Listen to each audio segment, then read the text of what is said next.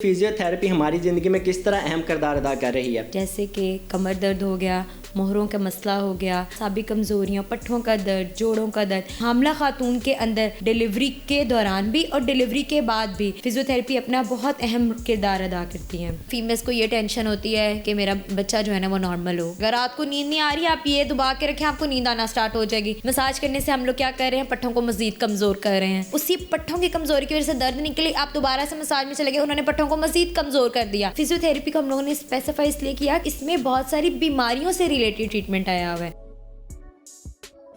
बिस्मिल्लाहिर्रहमानिर्रहीम, अस्सलाम वालेकुम। आप देख रहे हैं टुडे डिजिटल और मैं हूं अदनान ज़फ़र। नाज़रीन, मेरे साथ महरुनिसा मौजूद हैं जो कि सर्टिफाइड फिजियोथेरेपिस्ट हैं। इनसे जानेंगे कि फ़िजियोथेरेपी हमारी ज़िंदगी में किस तरह अहम किरदार अदा कर रही है। अच्छा, सबसे पहले ये बताएं कि फ़िजियोथेरेपी से किन किन बीमारियों का इलाज हो सकता है? फिजियोथेरेपी से हम बहुत सारी बीमारियों का इलाज कर सकते हैं, जैसे कि कमर दर्द हो गया, मोहरों का मसला हो गया, जैसे माजूर बच्चे हो गए, पाँव का टेढ़ापन हो गया, ठीक है, पैदाइशी बीमारियां हो गई, लकवा हो गया, असाबी कमज़ोरियाँ, पट्ठों का दर्द, जोड़ों का दर्द। और इसके साथ साथ हम लोग बहुत सारी खेलों के दरमियान और खेलों से पहले, खेलों के बाद जो भी इंजरीज़ आती हैं उनका हम लोग इलाज करते हैं।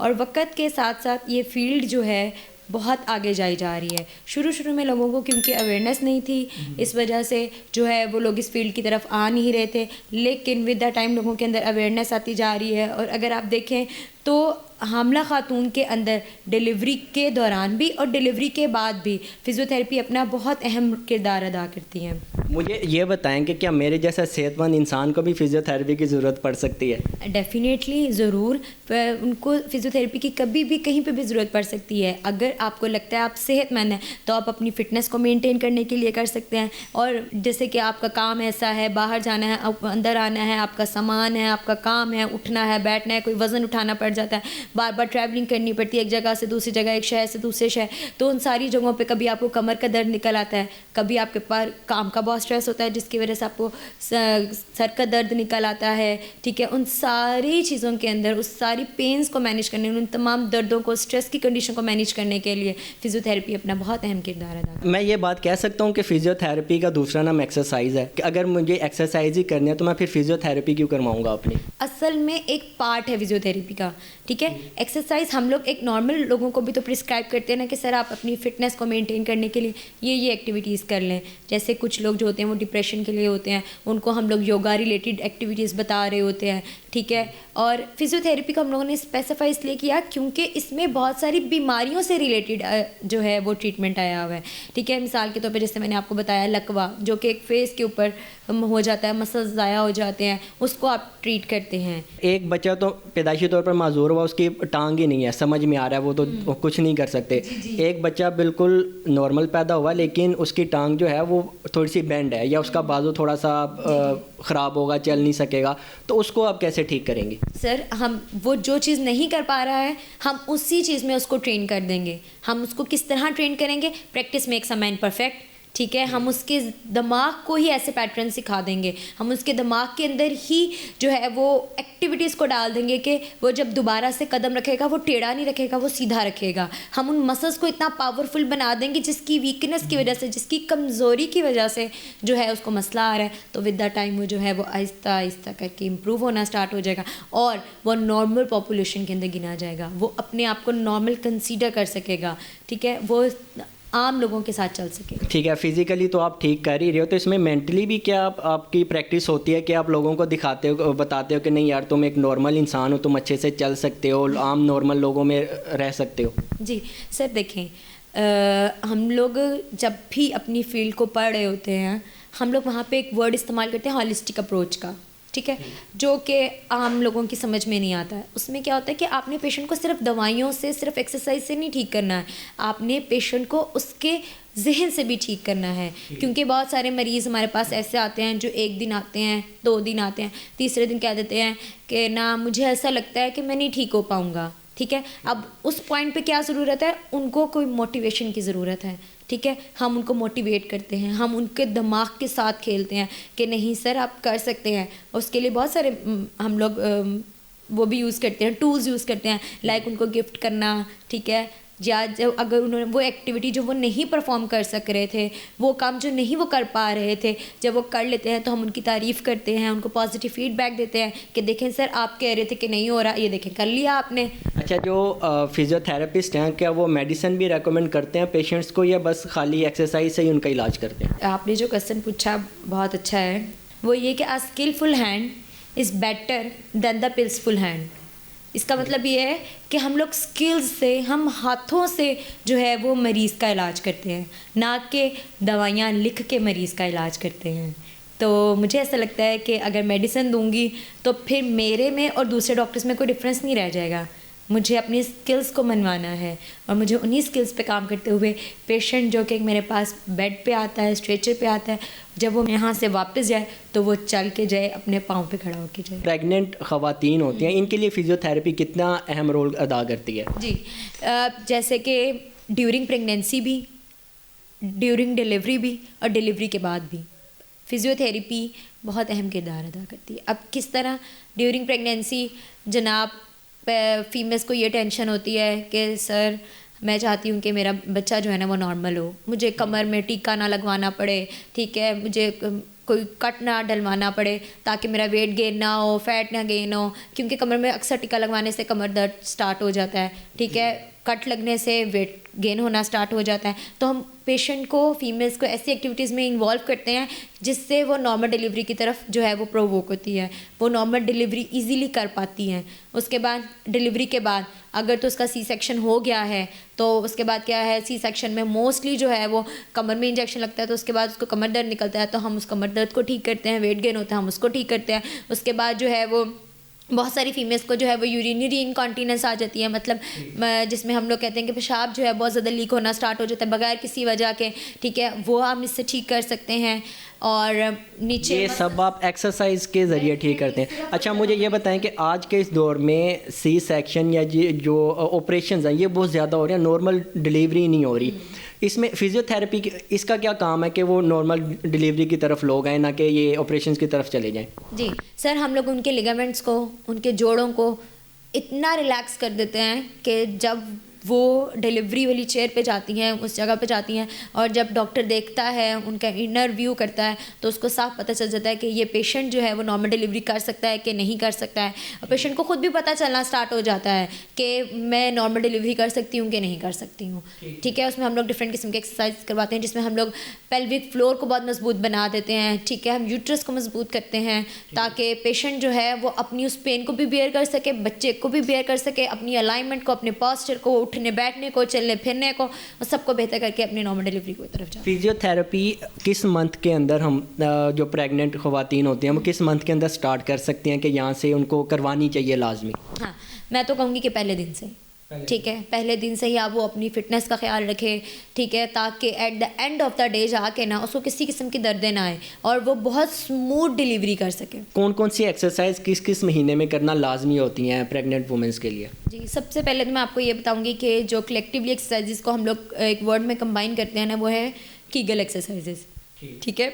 अब फर्स्ट मंथ में क्योंकि कमर का दर्द नहीं होता, क्योंकि अभी बेबी बनना स्टार्ट हुआ होता है, ज़्यादा पेट नहीं निकला होता, मम्मी टम्मी नहीं होती है, ठीक है, तो उसमें हम लोग लो वाली एक्सरसाइज कराते हैं, ठीक है, जिसमें हमारे पास हम लोगों ने ये नहीं करना कि हमल डिस्टर्ब हो, ठीक है, फीमेल को कोई मसला है, हम लोगों ने वो एक्टिविटीज़ करनी है जिससे पेशेंट भी रिलैक्स हो, उसकी स्ट्रेंथ भी गेन हो, ठीक है, वो जो है वो नॉर्मल एक्टिविटीज़ को भी प्रमोट कर सके, ठीक है। सेकंड मंथ में मोस्टली जो है वो सेकंड ट्राइमेस्टर के अंदर मोस्टली जो है ना वो दर्दें निकलना स्टार्ट हो जाती हैं, कमर दर्द निकलना स्टार्ट हो गई क्योंकि बेली भरना स्टार्ट हो गई होती है, उसके वेट से कमर दर्द निकलना चाहते तो हम लोग कमर की बहुत सारी एक्टिविटीज़ कराते हैं, उसमें ब्रीजिंग करवा ली, ठीक है। उसके बाद थर्ड मंथ में आके क्योंकि बहुत ज़्यादा वेट गेन होना स्टार्ट हो जाता है जिससे कमर और कमर में जो एक नर्व है जिसको हम लोग आम जुबान में शाटिका बोलते हैं वो बहुत ज़्यादा एक्टिवेट हो जाते हैं, हम उसको प्रिवेंट करने के लिए बहुत सारी एक्सरसाइजेज वगैरह कराना स्टार्ट कर देते हैं।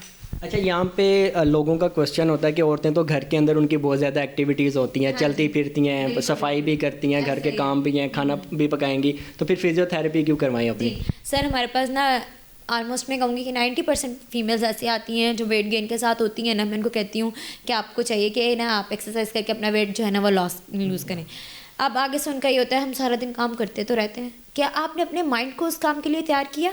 क्या आपने अपने जहन को उस काम के लिए तैयार किया कि हाँ यार अब मैं एक्सरसाइज करने लगी हूँ, ठीक है। जब आपका जहन तैयार होगा तो आप बेहतरीन कर सकेंगे, तब आपकी कोऑर्डिनेशन डेवलप होगी। किन दो चीज़ों की कोऑर्डिनेशन डेवलप होगी? आपके जहन की, आपके जिस्म के साथ। और जब वो डेवलप होगी तो आप बेहतरीन जो है वो आगे चल सकते हो। अच्छा, ये पीछे एक फिजियो बॉल भी पड़ी हुई है, तो इसका प्रेगनेंसी में क्या किरदार है? सर इसमें इसका प्रेगनेंसी में ये किरदार है कि हम लोग जितनी भी कमर दर्दें निकलती हैं, जोड़ों की दर्द निकल आती है, ठीक है, उन सब में हम लोग पेशेंट को इसके ऊपर एक्सरसाइज करवाते हैं, जिससे इससे पेशेंट को सपोर्ट भी मिलती है, क्योंकि वो एक काफ़ी थोड़ा सा टफ टाइम पीरियड होता है। पेशेंट को कुछ हो ना जाए, पेशेंट भी बहुत कॉन्शियस होती है, उसकी फैमिली भी बहुत कॉन्शियस होती है, तो उससे हमें सपोर्ट भी मिलती है, एक्सरसाइज करने में आसानी भी हो जाती है और डिफरेंट एक्टिविटीज़ को हम इसके ऊपर परफॉर्म कर सकते हैं। मुझे ये बताएं कि जो खेलों से रिलेटेड हैं, जो लोग स्पोर्ट्समैन हैं, उनके लिए आपका क्या अमल दखल है? उनको कैसे आप ट्रीट करते हैं कि अगर उनको कुछ इंजरीज हो जाती हैं तो उनका इलाज कैसे करते हैं आप? सर देखिए, जो कि खेलों की दुनिया में जाते हैं, जो स्पोर्ट्स में जाते हैं, वो जाने से पहले भी उनकी रिक्वायरमेंट जो होती है ना, वो फिज़िकल फिटनेस होती है, ठीक है। उसमें हम लोग डिफरेंट किस्म की ट्रेनिंग्स करवाते हैं, उसको फिज़िकली फ़िट करते हैं कि जब वो ग्राउंड में जाएं तो उनको किसी भी किस्म का कोई मसला ना आए, किसी भी किस्म की कोई दर्द ना निकले। अगर उनके ऊपर ओवरलोडिंग आ रही है, काम का स्ट्रेस ज़्यादा है, काम ज़्यादा करना पड़ रहा है, खेलना ज़्यादा पड़ रहा है, चैम्पियनशिप आ गई है, कुछ भी आ गया है, तो हम उनको पहले इस काम के लिए ट्रेन करते हैं। हाँ, और अगर खेलते हुए कोई मसला मसाइल आया है, मतलब कोई इंजरी हो गई है, कोई जो है मसल पुल हो गया है, मसल क्रैम्प्स हो गए हैं, ठीक है, फाइबर्स डैमेज हो गए हैं, तो उसमें हम लोग डिफरेंट किस्म की टूल्स को इस्तेमाल करते हैं। जैसे कि मैं आपको यहाँ पे एग्जांपल देती हूँ केटी टेपिंग की, ठीक है, जिस टेप को हम इस्तेमाल करते हुए वक्ती तौर पे भी पेशेंट का जो है दर्द ठीक कर सकते हैं। डिफरेंट किस्म के हम लोग स्प्रेज इस्तेमाल करते हैं, जिससे क्या है कि वो अपना वो खेल कंटिन्यू कर सकता है, उस वक्त उसी जगह पे अपना खेल नहीं छोड़ेगा फिर वो, ठीक क्या है। मतलब आप आम सादा अल्फाज में ये बता रहे हो कि आप स्प्रे करेंगे, उसका मसल सुन्न हो जाएगा, काम नहीं करेगा, और उसका जो दर्द है ना वो कम हो जाएगा, ठीक है। वो उस वक्त अपने उस खेल को जारी रख सकता है। जैसे ही उसका खेल ख़त्म होगा, उसके बाद हम उसका प्रॉपर फिजियोथेरेपी ट्रीटमेंट स्टार्ट कर देंगे कि असल में इशू किस वजह से आया, दोबारा इशू ना हो, ठीक है। उन सब चीज़ों को हम लोग क्या करेंगे, ले डाउन करेंगे कि कौन सी चीज़ को प्रायोरिटाइज़ करना है, उसके बाद हम उसका ट्रीटमेंट वगैरह स्टार्ट करेंगे। ये बड़ा मिसकंसेप्ट है लोगों का कि वो समझते हैं कि हम फिजियोथेरेपिस्ट के पास जाएंगे और 2 दिन में हम बिल्कुल अब खुद को रिकवर करके बाहर आ जाएंगे और बिल्कुल अच्छे खासा चलना फिरना शुरू कर देंगे। जी सर, ऐसा ही है, लोग ऐसे ही समझते हैं कि अच्छा जी फिजियोथेरेपी के पास चले गए हैं, 1 सेशन 2 सेशन, तीसरे सेशन में खुद पेशेंट पूछ लेता है मम्मी मज़ीद कितने दिन लगेंगे। भाई जो चीज़ आपने 5 से 6 सालों में बर्बाद की है, मैं उसको 2 से 3 दिन में कैसे कर दूं ठीक? वो आपने मसल जो इतना बर्बाद किया है, वो जो हड्डी जो अंदर टेढ़ी हुई पड़ी है, मैं उसको कैसे ठीक कर दूं? अब उसको ठीक होने में भी तो टाइम लगेगा ना। अब जो इतना आपने बर्बादी पैदा की हुई है, उसको मुझे ठीक भी तो करना है ना वक्त के साथ साथ, और ये सब चीज़ें टाइम टेकिंग होती हैं। पॉइंट्स होते हैं बेसिकली पूरे जिस्म के अंदर, वो कहते हैं जी कि पाँव के कुछ नीचे मसल्स हैं वो दबाएंगे तो आपका ये मसल ठीक हो जाएगा, हाथ के ऊपर कुछ मसल्स हैं ये प्रेस करेंगे तो ठीक हो जाएगा। तो ये फिजियोथेरेपी में ये भी चीज़ें होती हैं या इनकी क्या हकीकत है? सर ये सिर्फ और सिर्फ मिथ्स बने हुए हैं। जैसे कि हमारे पास आजकल सोशल मीडिया बहुत कॉमन है, इंस्टा, फेसबुक, हर जगह पे अब क्या आया हुआ है कि आप ये दबा दें आपका स्टमक का मसला हल हो जाएगा, रात को नींद नहीं आ रही आप ये दबा के रखें आपको नींद आना स्टार्ट हो जाएगी। ऐसा कुछ भी नहीं है। मतलब ये सब चीज़ें ये झूठ हैं, इनमें कोई रियलिटी नहीं है, सिर्फ मिथ्स हैं। हाँ ये कह सकते हैं कुछ लोग जो है ना उसको साइकोलॉजिकली अडॉप्ट कर लेते हैं। क्या करते हैं, एक दफ़ा अगर उनको प्रेस करने से नींद आ गई ना, अगले दिन भी वो उंगलियां पकड़ के बैठे होंगे कि आज आ जाएगी नींद, आज आ जाएगी नींद। तो ऐसा कुछ भी नहीं है। अच्छा, लोग कहते हैं सर में दर्द हो रहा है और पाँव नीचे ज़मीन ठंडे फर्श पे रखें तो आपको नींद आना शुरू हो जाएगी, सर का दर्द ख़त्म हो जाएगा। झूठ है या रियलिटी है इसके अंदर? सारा झूठ है, मिथ्स बने हुए हैं, लोगों को यकीन है जो इतने टाइम से चलते आ रहे हैं, वो अभी भी मज़ीद आगे चलते जाएंगे कि ऐसा है वैसा। और ये सारा का सारा आपका अंदरूनी यकीन है, इनर बिलीव्स हैं। कुछ लोगों को आराम आ भी जाता है और कुछ लोगों को नहीं भी आता। आप ये कहना चाह रहे हो कि पूरे जिस्म के अंदर मसल्स का कोई भी पॉइंट्स ऐसा नहीं होता जिससे किसी दूसरे मसल को रिलीफ मिल सके? नहीं, बिल्कुल भी ऐसा नहीं होता है, ठीक है। हाँ, ये जो कि रेफ़र कर रहे होते हैं ना, इनका जिनका सप्लाई एक जगह से दूसरी जगह जा रहा होता है, उनको हम लोग कर सकते हैं। हम ये नहीं कह सकते कि दर्द सर में हो रहा है दबाने में पाँव लग जाऊँ, तो ऐसे कैसे वो ठीक हो सकता है? ये तो फिर ये जो मसाज करते हैं लोग, वो कहते हैं जी पाँव का मसाज करवाएं, सर को बड़ा सुकून मिलता है, और मिलता भी है, इसमें तो झूठ भी नहीं है कोई। सर वही आपकी वही बात आ गई साइकोलॉजिकली। लोगों ने अपनी नफ्सियात को ही ऐसे बना लिया हुआ है, ठीक है। स्पा में जाके, कॉलर्स वगैरह में जाके 3-4 हज़ार रुपया दे आएंगे, ठीक है। और फिजियोथेरेपी में जब वो आएंगे तो 1000-1500 रुपये देते, वो कहेंगे करवाया भी कुछ नहीं और पैसे भी आपने इतने ज़्यादा ले लिए।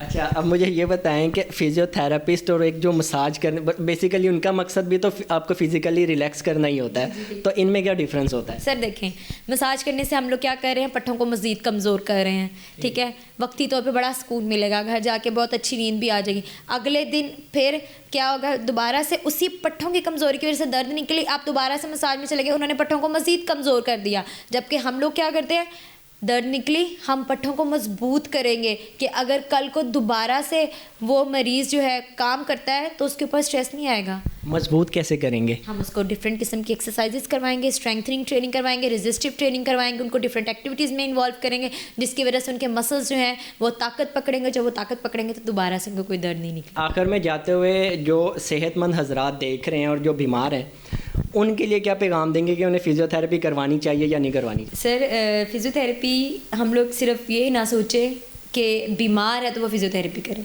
अपनी फ़िटनेस को मेंटेन करने के लिए भी आप फ़िज़ियोथेरेपी कर सकते हैं। अगर आप बीमार हैं, जो मसले मसाइल आ रहे हैं, हम उनको फ़िज़ियोथेरेपी से ट्रीट कर सकते हैं। लोग थक चुके हैं दवाइयाँ खा खा के, मैदे साड़ लिए लोगों ने, जोड़ों की, घुटनों की, दर्दों की दवाइयाँ खा खा के।